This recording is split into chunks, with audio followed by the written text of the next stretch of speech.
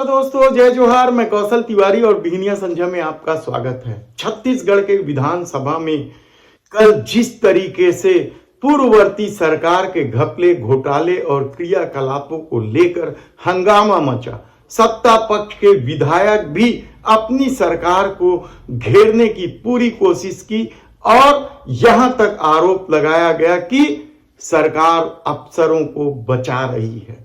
यानी विष्णुदेव साय की सरकार अफसरों को बचा रही है या अफसरों के खिलाफ कार्रवाई करने से क्या उनके हाथ पांव कांपने लगे। चुनाव के पहले तो बड़े बड़े दावे किए गए थे, लेकिन सरकार बनने के 2 माह बाद भी उन मामलों पर कोई कार्रवाई नहीं की गई है जिन मामलों पर एफआईआर दर्ज भी हो चुका है। कल विधानसभा में महादेव ऐप सट्टा मामले को लेकर जबरदस्त हंगामा हुआ।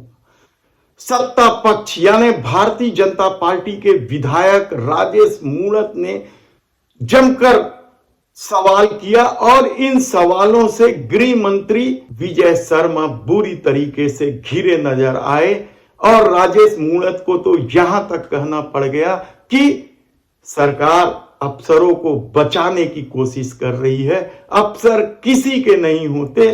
दरअसल मामला महादेव ऐप का है। महादेव ऐप में अब तक 90 एफआईआर दर्ज हुई है, 54 मामलों में चालान भी हो गया है।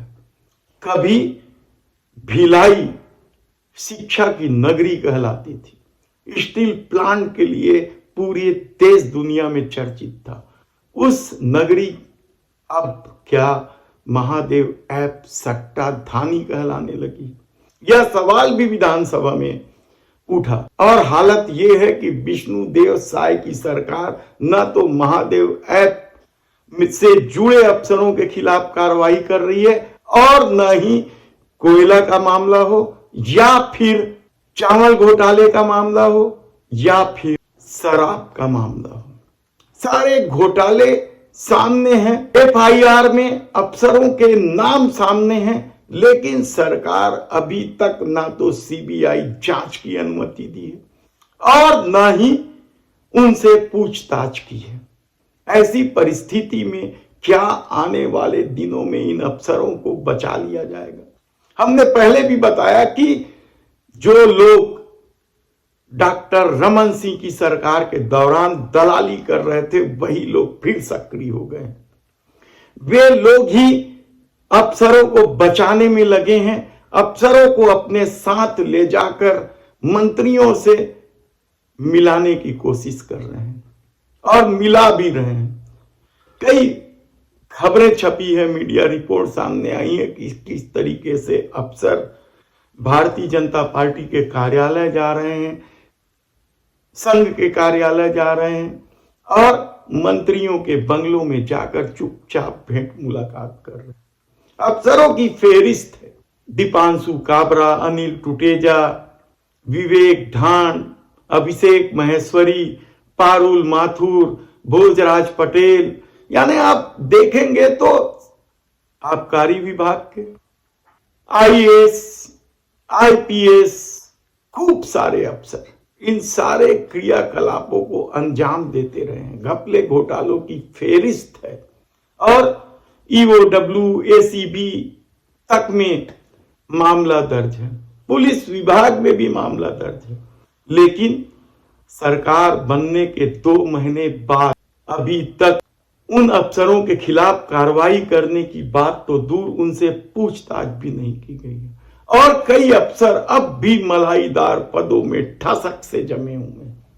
तो क्या छत्तीसगढ़ को लूटने के खेल में राजनीतिक दलों के नेता भी शामिल हैं?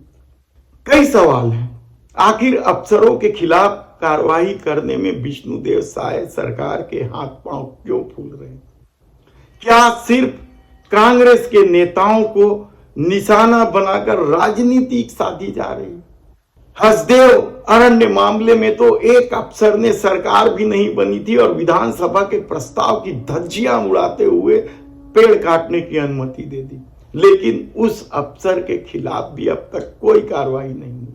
क्या कार्रवाई होगी उसके खिलाफ? कौन है वो अफसर, कितना दबंग है, किससे बनती है उसकी, किसके गलबैया में वह ठसन से अपनी नौकरी बजा रहा है, कहना बेहद कठिन है। लेकिन कल महादेव सट्टा मामले को लेकर विधानसभा में जबरदस्त हंगामा हुआ। तो दूसरी तरफ आत्मानंद स्कूल में भी घपले घोटाले को लेकर दावा किया गया है कि इसकी सबकी जांच होगी। क्या जांच के नाम पर लीपापोती का खेल खेल रही है विष्णुदेव सरकार? ये बेहद ही महत्वपूर्ण सवाल है। और सबसे बड़ा सवाल तो ये है कि जब सत्ता पक्ष के विधायक ही चाह रहे हैं कि अफसरों के खिलाफ कार्रवाई हो, उनकी गिरफ्तारी हो, आम आदमी भी चाहता है कि वे कौन लोग हैं जो इस छत्तीसगढ़ को लूटना चाहते हैं, उन्हें सत्ता क्यों संरक्षण दे रही है, उन्हें सत्ता क्यों बचा रही है। ये बहुत महत्वपूर्ण सवाल है। यह सवाल इसलिए भी उठ रहे हैं कि आप याद कीजिए कि विधानसभा के चुनाव में देश के गृह मंत्री अमित शाह ने किस तरीके से दावा किया था कि भ्रष्टाचारियों को उल्टा लटका देंगे।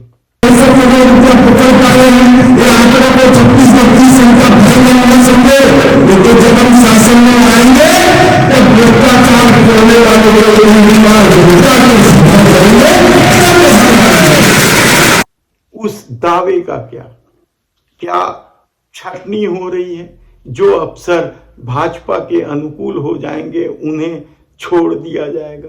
कई सवाल हैं। हमारी नजर पूरी इस मामले पे लगी हुई है, हमारी टीम काम कर रही है। हम आपको बताएंगे कि किन किन अफसरों के खिलाफ किन किन विभागों में खेल हुआ है और कैसे अफसरों को विष्णुदेव साय सरकार बचाने की कोशिश में लगी है।